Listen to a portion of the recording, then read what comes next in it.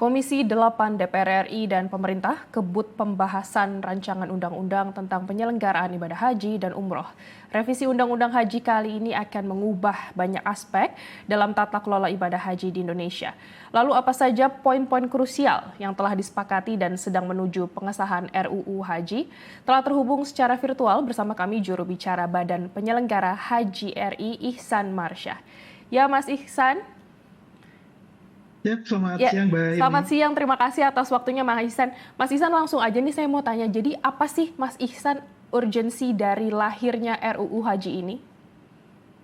Baik Mbak Yumi, tadi juga seperti kita simak bersama tadi poin-poin disampaikan oleh ada Pak Pras tadi juga bicara tentang urgensi berkaitan dengan RUU penyelenggaraan haji ini berangkat dari ikhtiar untuk perbaikan kualitas penyelenggaraan haji. Kalau kami di BP Haji bicara tentang bagaimana tri sukses haji yang perlu kita dorong dalam revisi Undang-Undang Haji ini, yang tidak hanya bicara tentang perbaikan kualitas penyelenggaraan haji yang kita sebut dengan sukses secara ritual, juga memberikan kebermanfaatan ekonomi bagi pelaku usaha Indonesia yang kita sebut dengan sukses ekosistem ekonomi haji, dan juga wujud kebermanfaatan haji bagi lingkungan, bagi masyarakat yang kita sebut dengan sukses peradaban dan keadaban.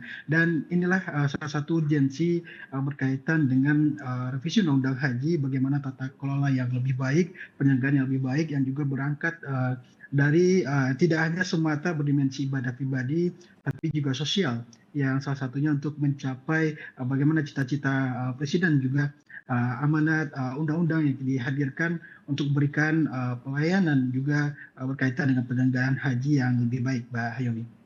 Baik Mas Ihsan, dan selain pembentukan Kementerian Haji Umroh, apa saja poin-poin utama yang diatur dalam RUU Haji dibanding regulasi sebelumnya?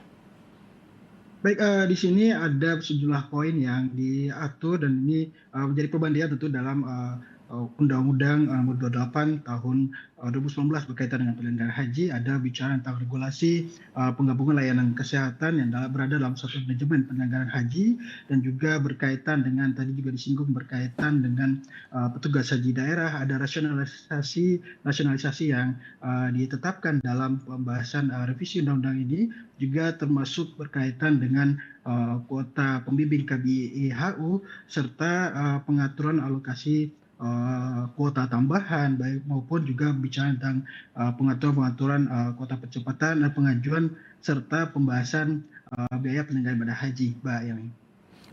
Baik Mas Ihsan. Dan apakah ada kebijakan baru terkait kuota, biaya maupun sistem keberangkatan dalam RUU baru ini, Mas Ihsan?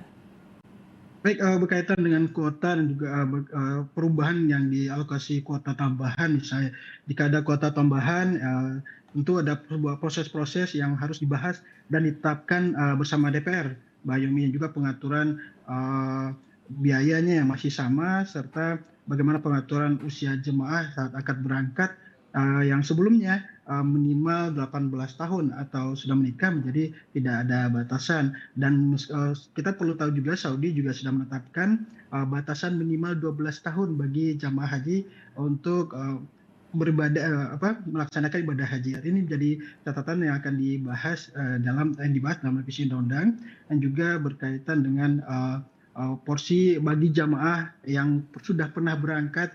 Ada batasan-batasan. Kalau tahun di undang-undang sebelumnya, kebijakan sebelumnya mengatur 10 tahun baru bisa berangkat lagi. Di revisi ini juga dibahas maksimal menunggu 18 tahun untuk bisa diberangkatkan kembali untuk penyelenggaraan haji, Mbak Yomi. Baik Mas Ihsan, jadi ada beberapa perubahan yang diharapkan untuk lebih baik ya perjalanan haji dan umroh di Indonesia ya Mas Ihsan ya. Dan Mas Ihsan, apa langkah yang diatur RUU Haji untuk memastikan transparansi pengelolaan dana haji? Baik, memastikan transparansi pengelolaan tentu ini menjadi salah satu concern yang dibahas dan juga banyak disampaikan berkaitan dengan bagaimana Badan Penyelenggara Haji hadir di awal, juga menjadi cita-cita Presiden menghadirkan wajah penyelenggaraan yang berintegritas, terbebas dari korupsi, dan juga tentu berbagai penipuan-penipuan. Dan tentu dalam revisi undang-undang ini juga dibahas menjadi bab tersendiri dengan adanya penguatan-penguatan pengawasan dan pemantauan di dalam revisi undang-undang itu sendiri. Bahkan saat ini sudah di BPHJ dan juga nanti insya Allah menjadi Kementerian Haji dan Umroh akan ada satu struktur tersendiri yang akan fokus dalam pengawasan dan tadi seperti yang disampaikan Mbak Yomi untuk menghadirkan wajah ya integritas dan juga bebas dari manipulasi maupun korupsi berkaitan dengan pengelolaan dana dan juga penyelenggaraan haji secara umum, Mbak. Baik, Mas Ihsan, kan target RUU Haji ini besok ya, 26 Agustus 2025 disahkan. Dan kira-kira bagaimana ini roadmap implementasinya setelah disahkan nanti hingga tidak mengganggu pelaksanaan haji 2026?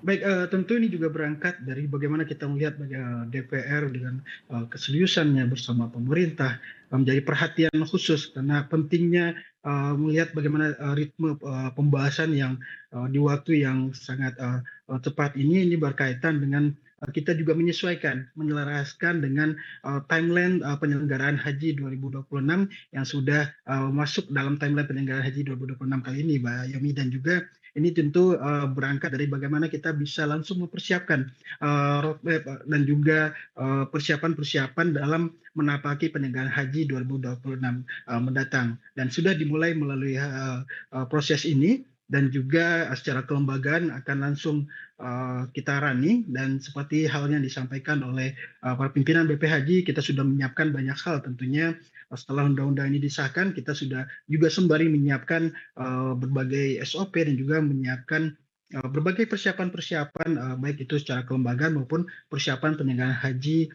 2026 ini, Mbak Yumi. Terima kasih Mas Ihsan sebagai juru bicara Badan Penyelenggara Haji RI atas dialognya dan semoga lancar semua.